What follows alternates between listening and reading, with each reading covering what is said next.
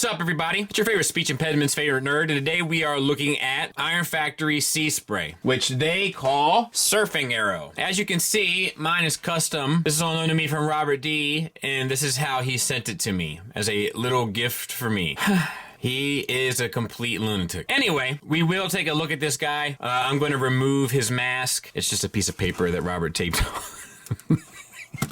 That dude is crazy. And we'll get back to it, all right? But let's start with accessories, and I'll remove the mask. He comes with extra hands, left and right open hands or posing hands. We have a right fist hand and a left holding hand. That corresponds with the opposite that we saw in the opening footage. And then we have left and right holding hands. He also has his gun, which I actually quite like. It's got some gunmetal silver there on the harpoon, and then the cords that kind of tie back to the main part of the rifle, and then of course this bit opens and closes, or collapses and extends, I guess I should say. And he can hold that just fine. Now to utilize this for alt mode, you just collapse the handle and then plug it in underneath, and that kind of completes the look and does make it look kind of more finished than without, to be fair. You'll see that when we get to the alt mode. All right, so let's talk about him, and that's his regular face. That's what's under the mask. So it's painted silver and the metallic blue inside of the face piece, which is nice.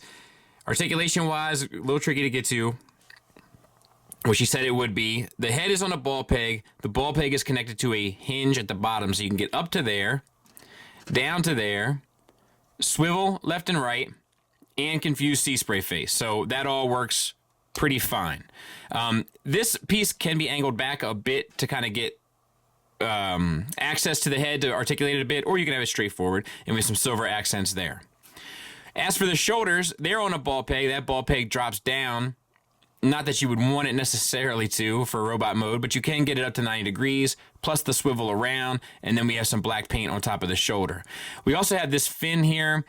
You can angle this out to the side or whatever for kind of aesthetics.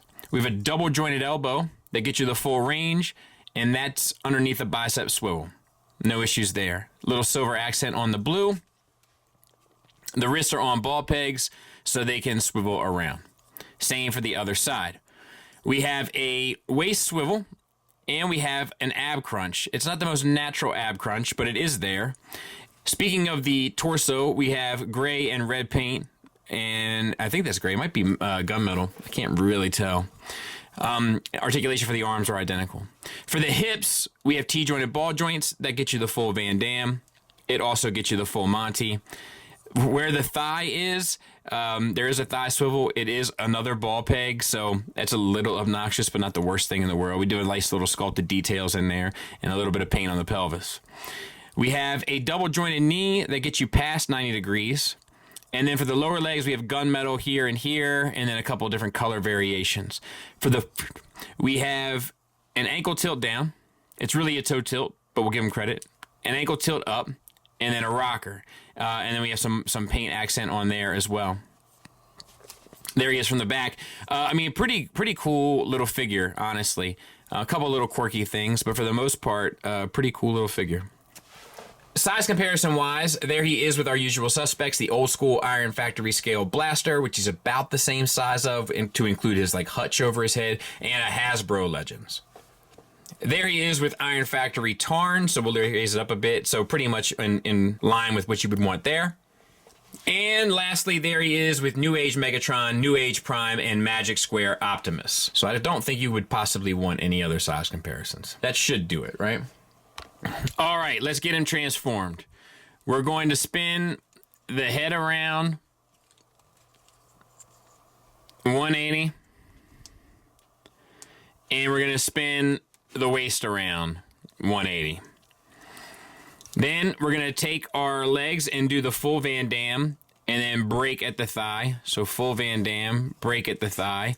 Collapse the heel spur in. Wait. Oh, back, I'm sorry. And the toe down. Heel spur back, toe down. And then this piece accordions up and over and sits back down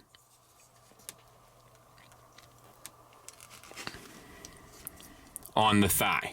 Then take this backpack basically, bring this down, and you're gonna want to tab that in to the sides of the legs to kind of stabilize that up.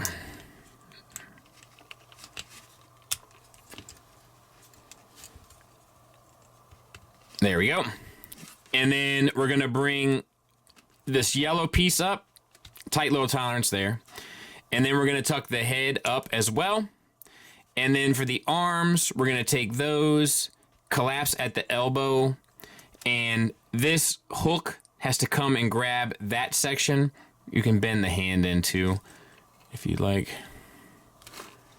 So we're gonna use that hinge that wasn't really good for much articulation wise and bring that down and do our best to capture that.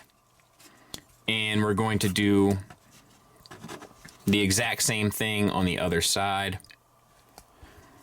Bring that hinge down and do our best to capture that.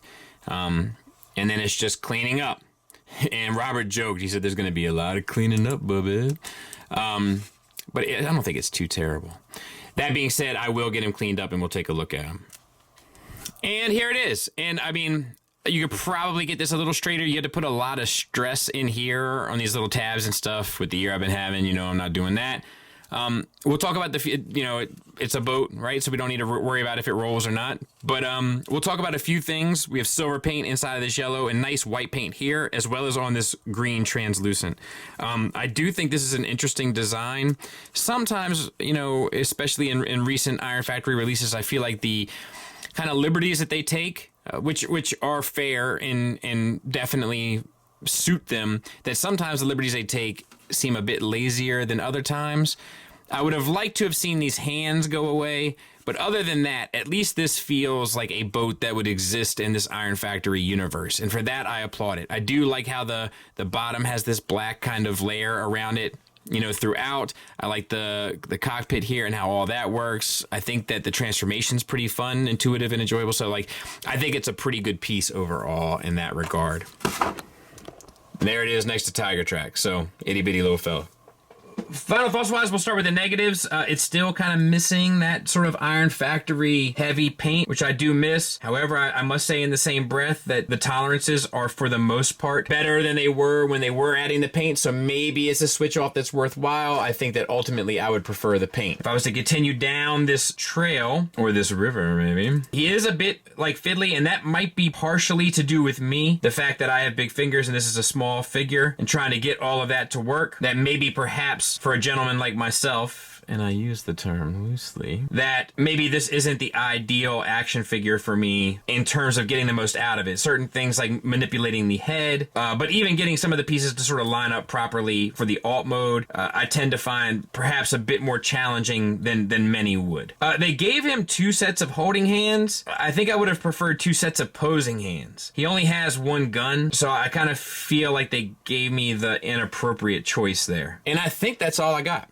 Positives wise, I love the sculpt. I love the engineering of the transformation. The engineering of the action figure is pretty good as well, to include an ab crunch, double jointed elbows and knees, most of the stuff that you would kind of want. There are a fair amount of paint accents and color breakups to make him look interesting, despite not having that full Iron Factory finish that I used to adore so. And the materials feel good per usual. And I like the alt mode, and I think it makes a little bit more sense for the world than some of the other kind of, dare I say, lazier versions that we've seen as of late. So yeah, strong recommend for me. Thanks for listening. Thanks for watching. Until next time, take care.